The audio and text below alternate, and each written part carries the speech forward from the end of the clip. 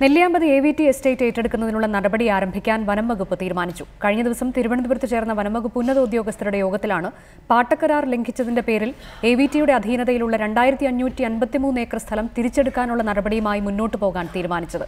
Reporter exclusive. Nelliyampathy tea and produce company എന്ന പേരിൽ AVT പാട്ടത്തിനെടുത്ത 2553 acre സ്ഥലമാണ് കരാർ ലംഘനത്തിന്റെ പേരിൽ വനം വകുപ്പ് തിരിച്ചുപിടിക്കാൻ ഒരുങ്ങുന്നത്.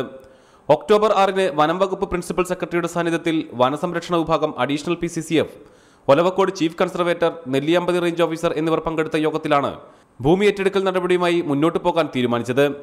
ഇതിന്റെ ഭാഗമായി കമ്പനിയെ ഹിയറിംഗിന് വിളിക്കാനും തീരുമാനിച്ചു.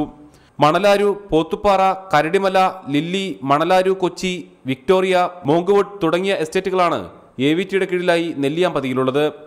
ഇതിൽ മോങ്കുവുഡിന്റെ കൈവശമുണ്ടായിരുന്ന 232 ഏക്കർ ഭൂമിയുടെ പാട്ടക്കരാർ നേരത്തെ റദ്ദാക്കിയിരുന്നു. ബാക്കിയുള്ള 65.29 ഏക്കർ ഭൂമി കൂടി ഏറ്റെടുക്കാനാണ് നടപടി.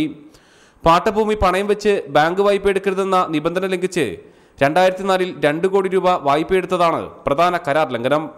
ഇതിനു പുറമെ വനഭൂമി വിൽപ്പന നടത്തിയതായും കണ്ടെത്തി. 1943-ൽ 5 എസ്റ്റേറ്റുകളും 47-ലും 61-ലും ഓരോ എസ്റ്റേറ്റ് വീതവുമാണ് AVT പാട്ടത്തിനെടുത്തിട്ടുള്ളത്.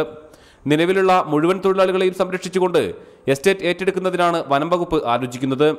പാട്ടക്കരാർ ലംഘിച്ചതിന്റെ പേരിൽ നിലവിൽ 10ഓളം എസ്റ്റേറ്റുകൾ വനം വകുപ്പ് നേരത്തെ ഏറ്റെടുത്തിരുന്നു. പ്രസാദ് ഉടുമ്പിശ്ശേരി, റിപ്പോർട്ടർ, പാലക്കാട്.